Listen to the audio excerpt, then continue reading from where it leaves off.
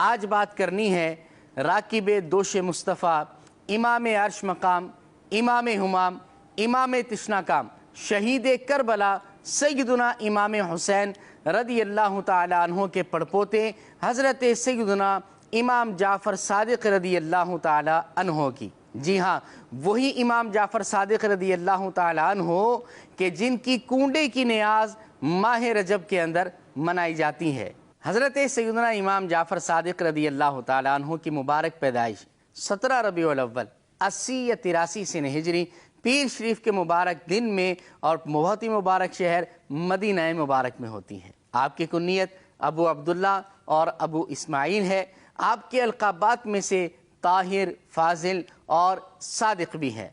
اور سب سے زیادہ مشہور لقب آپ کا صادق ہے، اور یہ اس وجہ سے پڑا کہ آپ ہمیشہ سچ بولا کرتے تھے، یعنی آپ اس میں بامسمہ تھے۔ حضرت سیدنا امام جعفر صادق رضی اللہ تعالی عنہ کی والدہ محترمہ کا نام حضرت ام فروہ بنت قاسم بن محمد بن ابو بکر صدیق رضی اللہ تعالی عنہم اجمعین ہے، جبکہ سیدنا امام جعفر صادق رضی اللہ تعالی عنہ کے والد محترم کا نام امام محمد باقر بن علی زین العابدین بن امام حسین رضی اللہ تعالی عنہم اجمعین ہے۔ آپ دیکھیں کتنی مقدس ہستی ہیں کہ آپ والدہ کی طرف سے صدیقی ہیں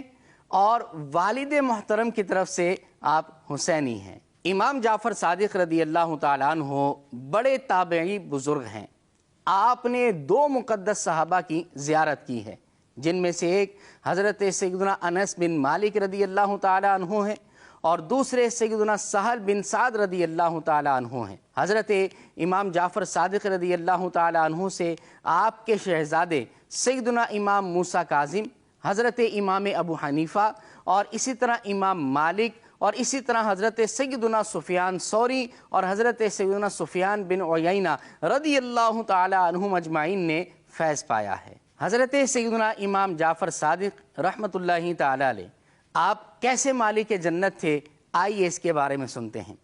ایک شخص آپ کے دربار میں آتا ہے اور آ کر آپ کو 10,000 دینار دے کر کہتا ہے کہ حضور میں حج پر جا رہا ہوں، آپ کرم فرمائیں میرے لیے کوئی مکان خرید لیں تاکہ میں واپس آؤں تو اپنے بیوی بچوں کے ساتھ اس مکان میں رہ سکوں۔ امام جعفر صادق رحمۃ اللہ تعالی علیہ اس سے 10,000 دینار لے لیتے ہیں۔ وہ شخص حج پر چلا جاتا ہے، جب حج کر کے واپس آتا ہے آپ کے دربار میں حاضر ہوتا ہے اور عرض کرتا ہے کہ حضور میرے مکان کا کیا ہوا؟ تو آپ رحمۃ اللہ تعالی علیہ نے اس سے فرمایا میں نے تمہارے لیے بڑا عظیم مکان تیار کروایا ہے، اور وہ ایسا عظیم مکان ہے کہ اس کی پہلی حد حضور صلی اللہ علیہ وسلم پر ختم ہوتی ہے، دوسری مولائے کائنات علی المرتضیٰ کرم اللہ تعالی وجہ الکریم پر ختم ہوتی ہے،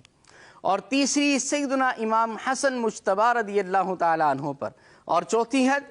حضرت سیدنا امام حسین رضی اللہ تعالی عنہ پر اس کی حد ختم ہوتی ہے۔ اور آپ نے پھر ایک تحریر لکھی، اس شخص کو عطا فرمائی، فرمایا یہ لو، یہ میں نے تمہیں ضمانت دیتا ہوں، اور لکھ کے بھی دے دی ہے۔ وہ شخص آپ کے دربار سے اپنے گھر واپس جاتا ہے، کچھ ہی دنوں میں بیمار ہوتا ہے اور اس کی موت کا وقت آتا ہے، دنیا سے رخصت ہو جاتا ہے۔ اس نے اپنی زندگی میں یہ وصیت کر رکھی تھی کہ اگر میں مر جاؤں تو یہ امام جعفر صادق کی تحریر میرے ساتھ قبر میں دفنا دینا۔ چنانچہ اس کی وصیت پر عمل کیا جاتا ہے۔ اس شخص کی تدفین کے بعد دوسرے دن اس کے لواحقین جب قبر پر جاتے ہیں تو وہ تحریر قبر پر اوپر موجود ہوتی ہے،